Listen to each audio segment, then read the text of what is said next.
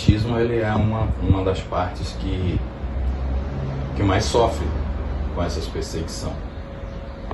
Até porque alguma parte do espiritismo, do espiritualismo, ele vem através do povo africano e do povo indígena, que são os grupos de pessoas que foram perseguidos e escravizados, né? Que é uma das coisas que às vezes eu falo aqui dentro da minha casa com a minha esposa, que exatamente os que querem ser santos, que querem ser os bons, é exatamente os que perseguiram e escravizaram os outros, né? É como se alguém quisesse vestir uma roupa de bonzinho, mas que na verdade o conteúdo dele, né? Pessoa que não tem realmente o coração ligado para que a gente fala de o amor de Deus, né? O que a gente considera, né? O ser espiritual mais de alta grandeza que ele existe. Tem, acho que caminhando para uns 10 anos que eu estou na questão do espiritismo, não é? Eu fui para um centro espírita em função do filho, né? O filho hoje ele tem 22 anos de idade. Eu, né, fui um dos que mais mergulhei de cabeça nessa questão do espiritismo, em função do filho, né? Então o senhor só entrou nessa religião por conta dele? Mais por ele. Por exemplo, o corpo carnal é uma roupa do espírito. Eu não sou isso aqui. Eu estou isso aqui, mas eu não sou esse aqui. Ou seja, a gente não é o corpo carnal. A gente é o espírito. Nós somos a essência, aquele que permanece mesmo após a morte do corpo carnal. É como uma pessoa que rasgou a roupa não rasgou, não ficou imprestável, igual o corpo. O corpo ficou péssimo, pressão alta, o coração quase pifando, aquela coisa já fraca. Outras doenças que foram sobre o corpo carnal. O corpo de alguém, uma pessoa que morreu, é como se fosse uma roupa que rasgou do espírito. E ele vai deixar essa roupa para trás, mas ele continua. E aí que o espiritismo fala que, por necessidade dele, do espírito, ele pode voltar. A pessoa que tem interesse de entrar pro espiritismo, de estude, né? Pega os livros de Allan Kardec, leia, veja o que ele está falando. Depois entra em outros livros que contam, né? Que falam sobre a espiritualidade, sobre espiritismo. Veja lá no YouTube, a pessoa olha e pergunta e eles botam um tutorial de pessoas explicando como que é. A tirar essa questão de tabu, de medo, de assombro. Não é igual que você respondeu. É natural, porque é uma coisa que é nossa, da nossa vivência humana. Deveria ser ensinado desde criança, saber lidar com essas coisas, com perdas. Todos deveriam, né? Mas só que, tipo assim, criou-se aquela briga doutrinária, onde quando se fala que um professor vai falar de religião, o cara já acha que você vai doutrinar ele todinho, vai dizer pra ele. E é uma coisa totalmente diferente. O que o Conselho de Educação, né, que a minha esposa é professora, é pedagoga, e ela fala, não, o que seria a aula de religião é você falar de todas as religiões, todas, onde criou, como foi, onde cresceu, em qual país que começou isso. É uma coisa de agregar conhecimento, não era uma coisa de doutrinar ninguém, fazer você escolher uma coisa ou escolher outra. A vida às vezes pode te mostrar 2 caminhos.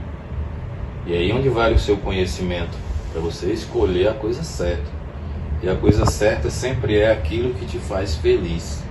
Dizer a vocês que é jovem, nunca queira ir com uma coisa que está te deixando infeliz.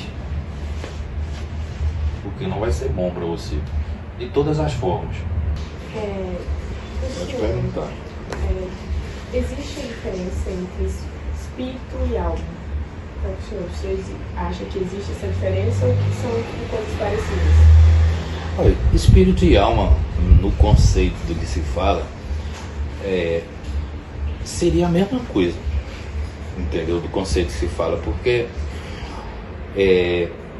Dentro do livro, né, da Bíblia, eu tenho várias aí, ele fala o seguinte: quando fala, por exemplo, alma vivente, né, aí ele está falando tipo o espírito que entrou dentro de um corpo carnal, ou a alma dentro do corpo carnal. Aí ele fala: e assim Deus deu um sopro nas narinas e ele se tornou uma alma vivente, né? A alma vivente a qual ele está se referindo é nós, que seria essa alma vivente. E aí essas definições, é que nem eu falei, são coisas teóricas que as pessoas na época muito antiga tentou colocar dentro de um livro, né? Uma narrativa do que seria, que nem você falou, a alma e o espírito. Seria a mesma coisa. É que nem 6 e meia dúzia. Mesma coisa. Existe algum centro de espírito aqui, em Petrolândia? Existe. Mas só tem... Dos mais assim que no caso eu conheço o primeiro lá espírita que eu fui, né?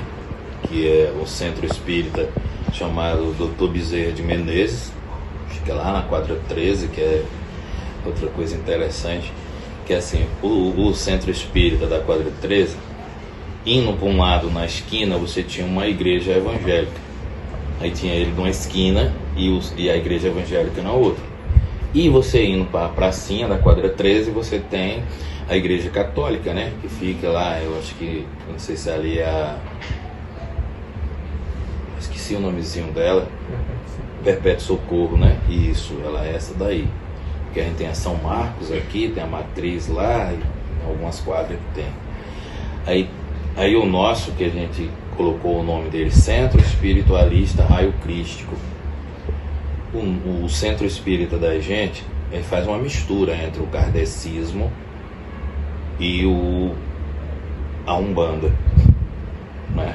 Porque a Umbanda, ela é uma religião vindo dos africanos, né? Do povo negro, do povo africano. Outra pergunta, com base em tudo que você falou sobre livros que tem para estudar, Allan Kardec, os médios, você acha que a religião espírita tem uma tendência a crescer mais nesses últimos anos, ou as pessoas estão com medo de conseguir falar sobre isso, esse tabu? Olha só, eu acho assim difícil da gente fazer projeções mediante o seguinte: a religião espírita, eles não se incomodam muito em fazer propaganda, porque normalmente o que faz você se destacar, crescer e tal, é se você fizer muito propaganda, né, para que as pessoas conheçam aquilo, né, e tenham mais interesse. Eu que uma das coisas básicas que o Espiritismo fala é que você não viveu uma vida só, não foi uma única vida que você teve. Ele fala que você já viveu várias vidas. Eles dizem que isso é necessário para o crescimento do espírito, e é nisso que consiste algumas coisas que as outras religiões não falam, né? Queríamos finalizar.